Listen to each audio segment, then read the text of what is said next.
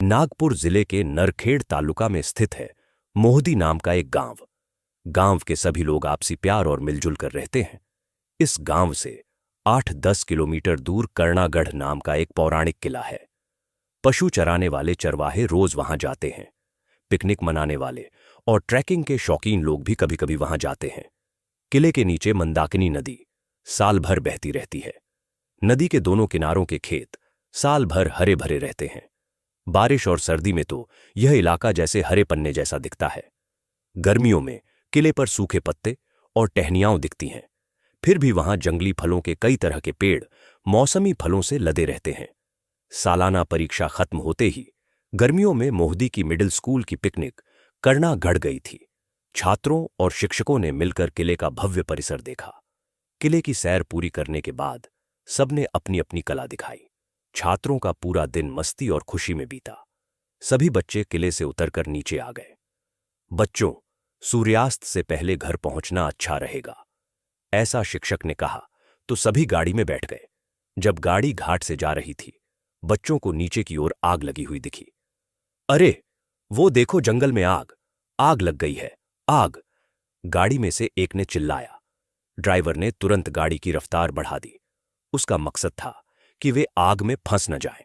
जब गाड़ी नीचे की ओर आने लगी तो ढलान के कारण उसकी गति धीमी हो गई। गाड़ी रोको, इस आग को बुझाना ही होगा, 14 साल का गोपाल चिल्लाया। गोपाल की इस बात पर सभी लोग गाड़ी में हंस पड़े। अरे पागल, इस जंगल की आग को हम कैसे बुझा सकते हैं, शिक्षक ने डांटते हुए कहा। लेकिन गोपाल तो गाड़ी में था ही कहां जो सुनता।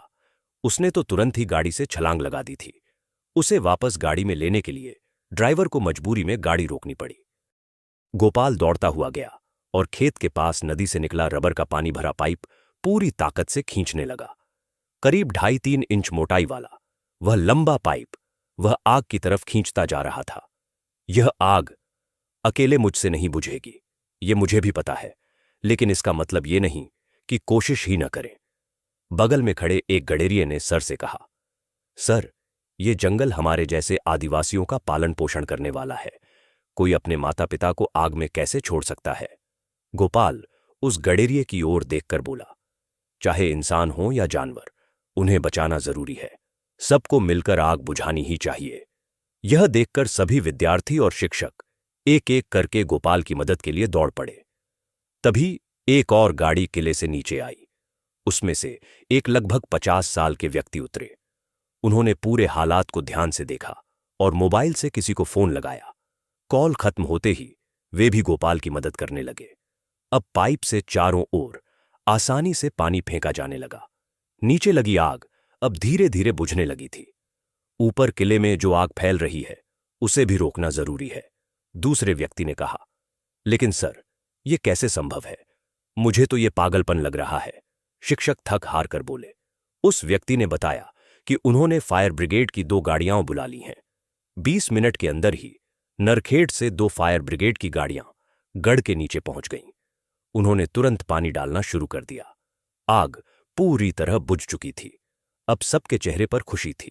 सबको एक नई ऊर्जा मिल गई थी। इसी बीच कुछ चरवाहे जो गाय बछड़े लेकर गए थे, बच्चों के पास आए। उनमें से एक चरवाहा हाथ जोड़कर बोला, बहुत अच्छा किया बेटा, आग बुझ गई। ऊपर बहुत सारे पेड़ पौधे जलकर नष्ट हो गए। अगर थोड़ी देर और होती तो हम भी जल जाते, और तब कोई नहीं जान पाता कि हम कहां हैं।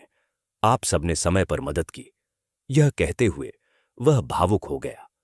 सच में हमारे गोपाल ने निस्वार्थ भाव से अपनी जान की परवाह किए बिना यह साहसिक काम किया। आज सिर्फ किला ही नहीं बल्कि जानवर और सभी चरवाहे भी बच गए।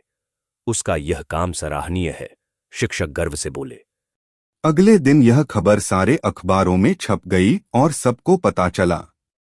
पूरे गांव और इलाके के लोग गोपाल की बहादुरी की खूब तारीफ करने लगे।